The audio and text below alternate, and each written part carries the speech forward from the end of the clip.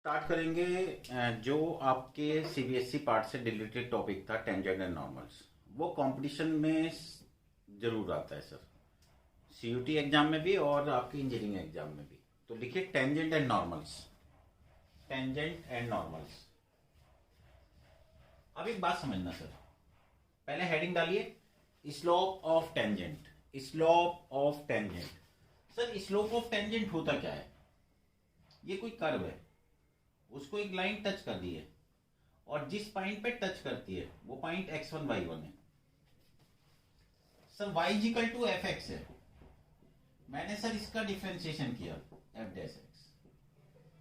जिस पॉइंट पर हमें फाइंड करना है वो पॉइंट x1 y1 है।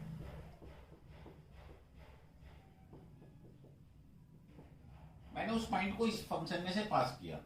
तो सर इसको बोलते हैं स्लोप ऑफ टेंजेंट।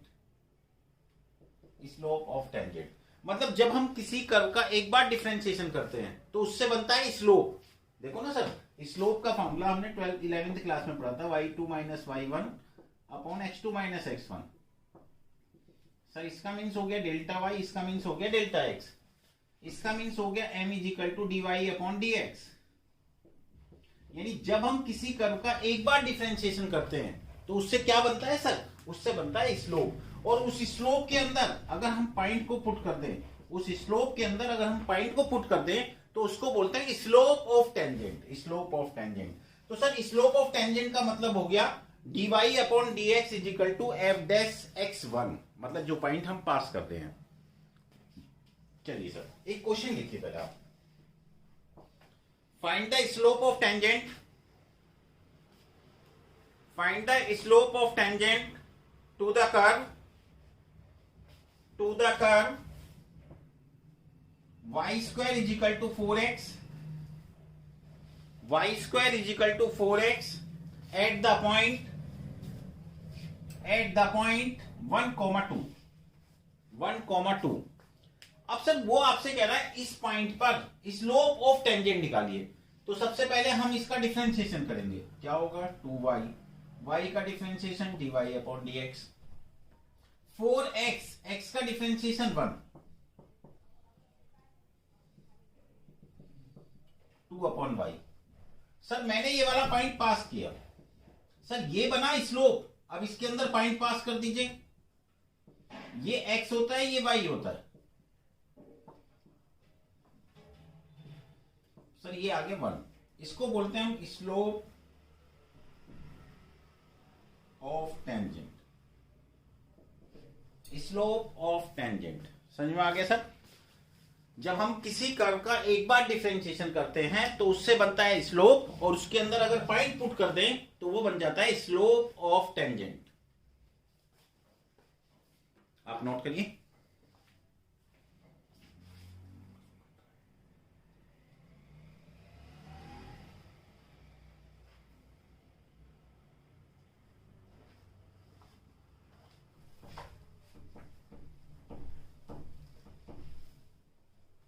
अब एक बात सुनिए सर, अगर आपको इक्वेशन ऑफ टेंजेंट निकालनी है, मतलब इस लाइन की इक्वेशन निकालनी है, तो सर इक्वेशन ऑफ टेंजेंट क्या होती है? इक्वेशन ऑफ टेंजेंट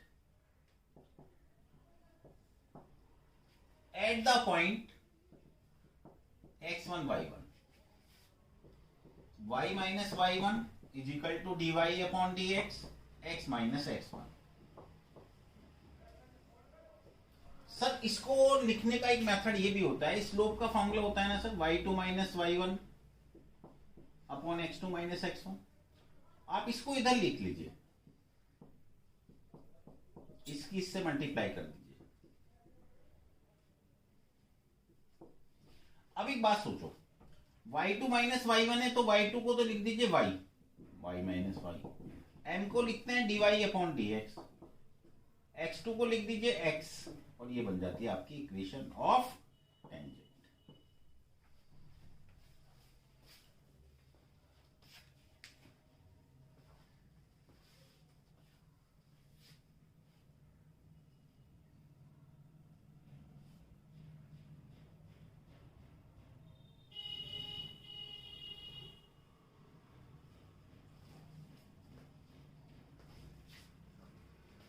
अब सर एक क्वेश्चन लिखिए पहला,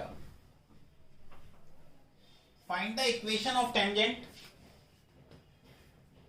find the equation of tangent to the curve, find the equation of tangent to the curve X square plus Y square is equal to 4, X square plus Y square is equal to 4 at the point 1, √3।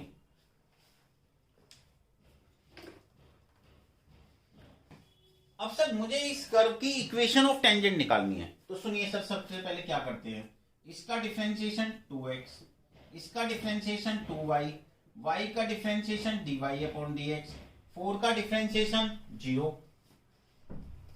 Sir मैंने इसको solve किया, sir ये आ गया dy/dx is equal to -x/y। तो ये अभी तक slope आया है सर, आप इसके अंदर पॉइंट पास करिए, ये x और y है, ये बन गया स्लोप ऑफ टेंजेंट। आपको इक्वेशन ऑफ टेंजेंट निकालना है, एट द पॉइंट निकालना है। सर इक्वेशन ऑफ टेंजेंट का फॉर्मूला क्या होता है,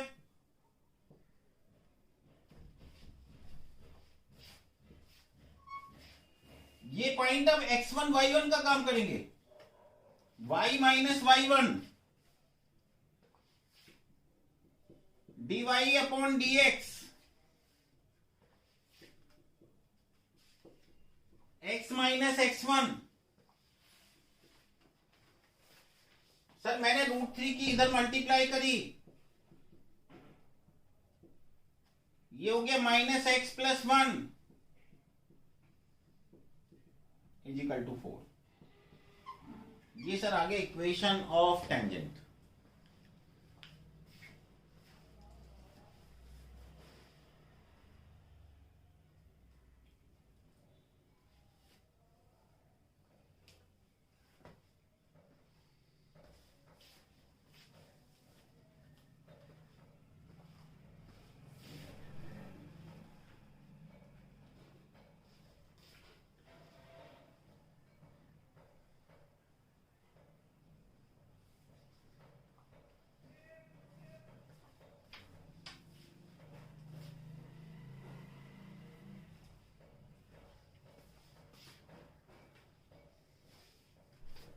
सर सबसे पहले जो कर्व आपको दे रखा हो उसका डिफरेंशिएशन करना, उसमें ये वाला पॉइंट पास करना, और जब आप उसके अंदर वो पॉइंट पास कर दोगे तो उससे बन जाता है स्लोप ऑफ टेंजेंट। फिर आप जिस पॉइंट पर इक्वेशन ऑफ टेंजेंट निकालना है उसको इस इक्वेशन में पुट कर देना। सर एक मेथड और भी होता है, अगर आपको इतना लेंथी नहीं करना है तो एक शॉर्टकट मेथड भी होता है। उस मेथड के अकॉर्डिंग क्या होगा सुनिए आप, ये तो मैंने एक प्रोसीजर समझाया आपको। अगर आपको इक्वेशन ऑफ टेंजेंट बनानी है तो आप एक्स स्क्वायर को लिख दीजिए x y dash is equal to 4। मतलब जो स्क्वायर वाली फॉर्म होती है उसको आप ऐसे लिख सकते हैं x डैश, y स्क्वायर को y डैश। अब जिस पॉइंट से अगर आपको निकालना है उस पॉइंट को उसमें पास कर दीजिए। बोलिए क्या लिखेंगे, तो आपको इतनी लंबी चौड़ी कैलकुलेशन करने की जरूरत ही नहीं पड़ेगी, और ये क्या बन जाएगी उस कर्व की इक्वेशन ऑफ टेंजेंट।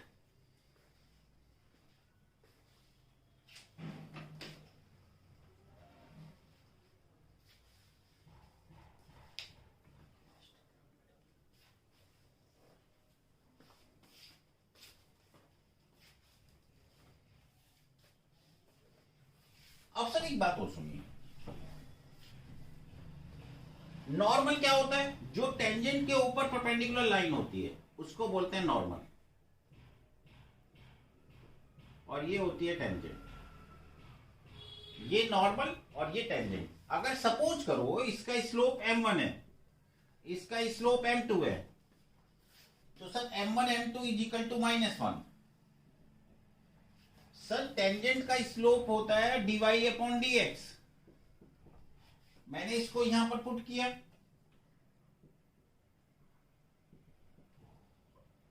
इसका मतलब नॉर्मल का स्लोप हो गया -1/dy/dx।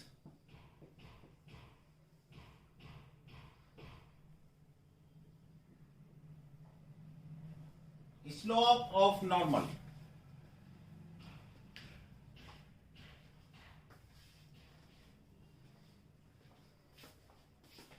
Sir equation of normal क्या होती है?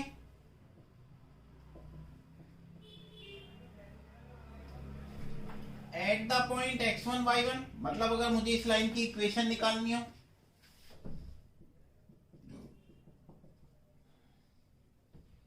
तो जो dy/dx लिखा था उसको -1/dy/dx लिख देना और ये बन गया इक्वेशन ऑफ नॉर्मल।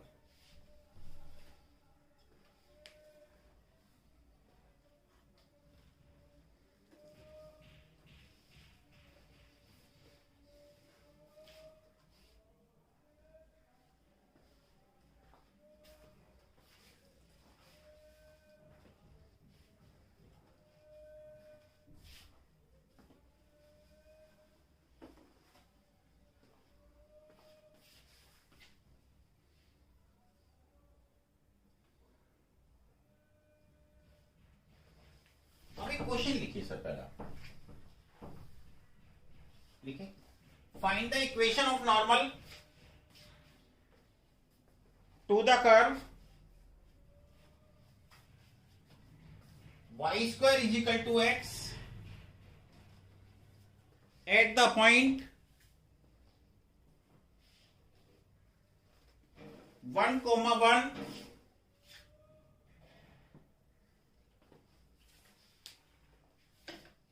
मैंने सर सबसे पहले इसका डिफरेंशिएशन किया।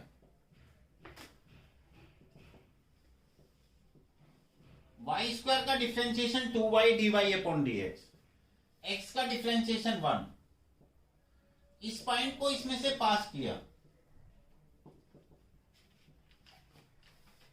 Sir equation of normal at the point क्या होगा? y-y1 x-x1। सर ये पॉइंट अब x1 y1 का काम करेंगे। dy/dx, ये 2 ऊपर चला जाएगा,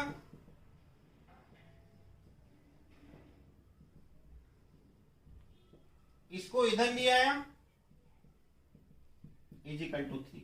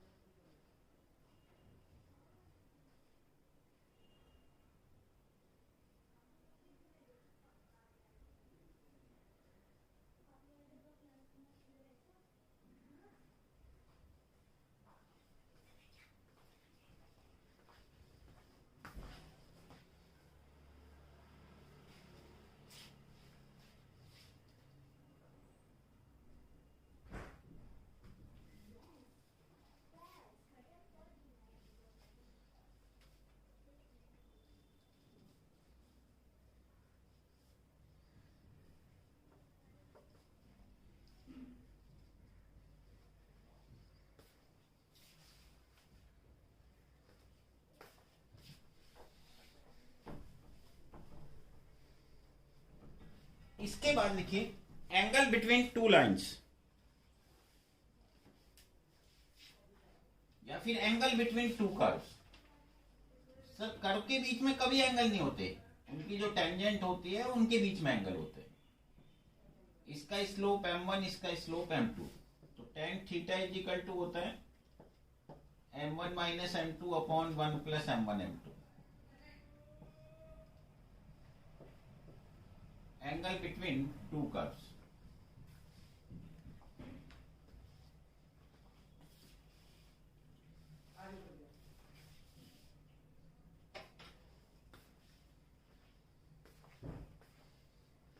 इसके बाद लिखिए case first,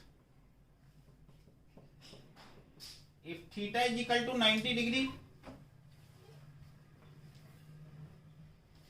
if theta is equal to 90 degree bracket में परपेंडिकुलर फॉर्म,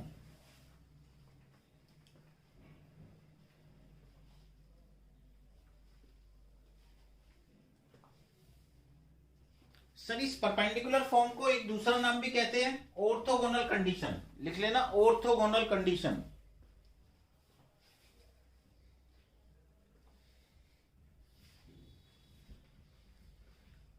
अगर मैं इसमें tan की वैल्यू 90 रखता हूं तो tan 90 m1 minus m2 upon 1 plus m1 m2, tan 90 की वैल्यू 1 अपॉन 0, क्रॉस मल्टीप्लाई, इसका मतलब m1 m2 is equal to -1। अगर दो कर्व के स्लोप का मल्टीप्लीकेशन -1 के इक्वल टू आता है तो उस कंडीशन को हम बोलते हैं राइट एंगल कंडीशन, या फिर ऑर्थोगोनल कंडीशन, या फिर perpendicular condition.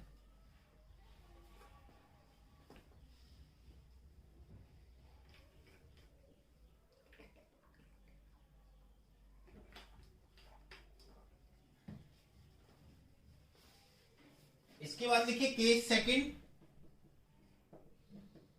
If theta is equal to 0 degree, if theta is equal to 0 degree parallel form,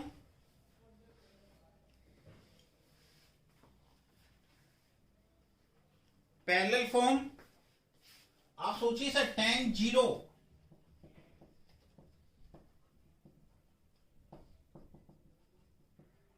sir tan 0 होता है 0,